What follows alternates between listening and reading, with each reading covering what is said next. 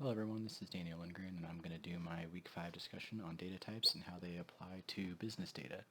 So to start off with something like, primitive, I kind of think of those as, individual variables kind of in a program. So something like date time or even, a data type that could be used in a table for a column. So something like, date could be when a transaction takes place for the business. A number could be something like a price for a certain piece of inventory. And then, notes could be like a free-form text field that could have instructions for special handling of the order or notes that the seller could give to the buyer about, when something's shipping or the shipping number, the tracking number, stuff like that.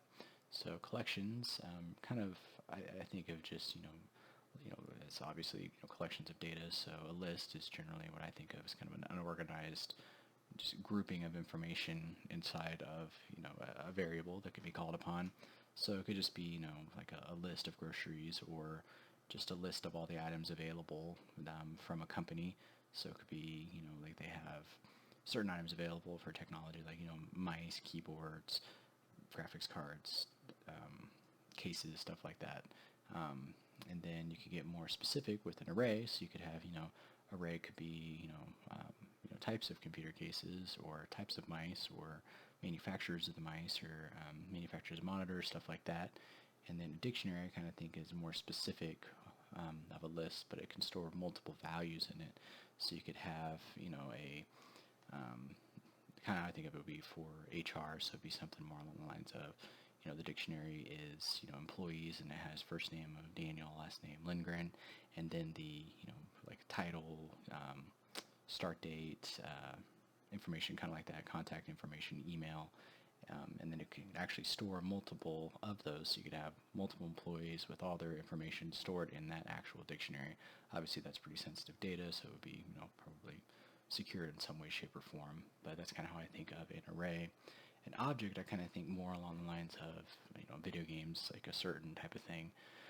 So for an object, I would think of something like for the um, like a spaceship or something. I have a reusable piece of code with a spaceship, and it has a certain set of attributes about it.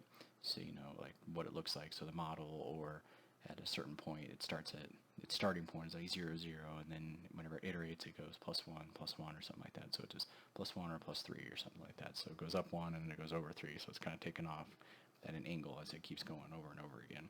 But obviously that takes some sort of input or an initiation in a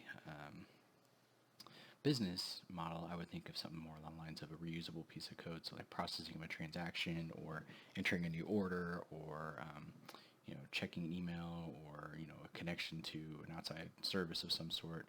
So like processing the transaction, it takes in to account the the payment information, the customer name, all that kind of thing, and then it does some sort of check, and then it actually connects to the outside service and processes the payment. So that's what I would think of something like an object and how it would apply to business data. So that's kind of what I think of when I think of the data types and how it applies to business data. Thank you.